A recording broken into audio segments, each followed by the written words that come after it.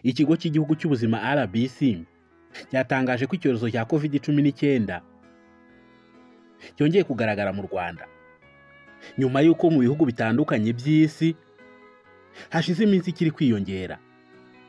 Umuyobozi mukuru wa RBC Professeur Claude Mambo Muvunyi yavuze ko nyuma yo kubona icyorezo cyongeye kugaragara mu bihugu bitandukanye hakozwe isuzuma rigamije kureba uko byifashe mu Rwanda. Yavuze ko ibipimo byafashwe bigera ku 16,000 abantu bangana na 0.7% banduye COVID-19 ngo ndetse ubu barimo kwitabwaho.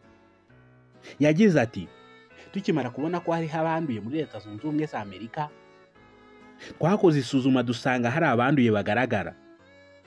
Yavuze ko u Rwanda rwiteguye guhangana n'iyo COVID ku buryo bidakwiye gukura imitima abanyarwanda.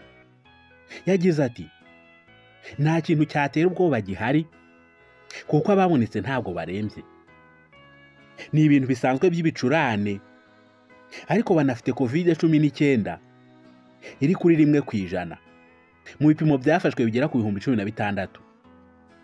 Hashize iminsi hari ubwiyongere bwa COVID-19 mu bihugu bitandukanye birimo Leta Zunze Ubumwe za Amerika, Ubwongereza n'ahandi hatandukanye. Ubwoko bushya bwa COVID-19 bwiswe NB-1.8.1. Nubwo bigaragara ko iyi virusi nshya ifite ibimenyetso bikabije kurusha iyabanje, inzobere zivuga ko ishobora kwinjira mu turemangingo byihuse. OMS ivuga ko COVID-19 ikomeje kwihinduranya guhera muri Kanama ndetse no muri Gicurasi. Ubwoko buriho muri iki gihe bivugwa ko ari bwo bwoko bwihuta cyane mu gusakara mu mubiri w'umuntu. Kuva muri Mata 2025 ubwoko bwa Omicron bwakwirakwiye mu turere twishi harimo Leta Zunze Ubumwe za Amerika, Australia, Thailand n'ahandi hatandukanye. Kandi nibwo bwoko buri kwisonga yaba mu Bushinwa, Hong Kong ndetse n'ahandi. RBC isobanura ko ikomeje gukora ubugenzuzi kugira ngo ihashye iki cyorezo. Minisitiri w'Ubuzima Dr. Sabin Nsanzimana yanditse ku rukuta rwe rwa X ko muri iyi minsi kuva mu itumba kugera mu cyi hari ubwiyongere bw'indwara zifitanye isano n'ihindagurika ry'ikirere.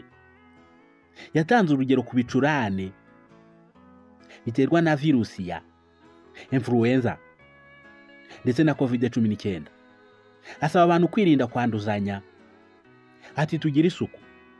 Umuyobozi mukuru wa RBC Claude Mambo Muvunyi yavuze ko mu bagaragayeho ubwandu harimo abakunze gukora ingendo zerekeza hanze y'igihugu ndetse n'abo bahuye nabo. Ku bagaragayeho ubwandu yavuze ko bari guhabwa ubuvuzi busanzwe kuko hari imiti. Ati kandi basabwe kwirinda kwanduzanya. Yagize ati abaturage turabasaba kwirinda. Umuntu ufite ibicurane akajya kwa muganga akirinda no kwanduza undi, agakaraba intoki, akanambara agapfukamunwa mu gihe afite ibimenyetso. Yavuze ko ibi binajyanye no muri iki gihe cy'impeshyi turi kwinjiramo. Ati imibare ishobora kuzamuka. Yemeza ko u Rwanda rwiteguye guhangana nayo, ariko asaba abaturage gukomeza kwirinda no kwirinda kwanduzanya ndetse banagira isuku ku buryo bugenwe.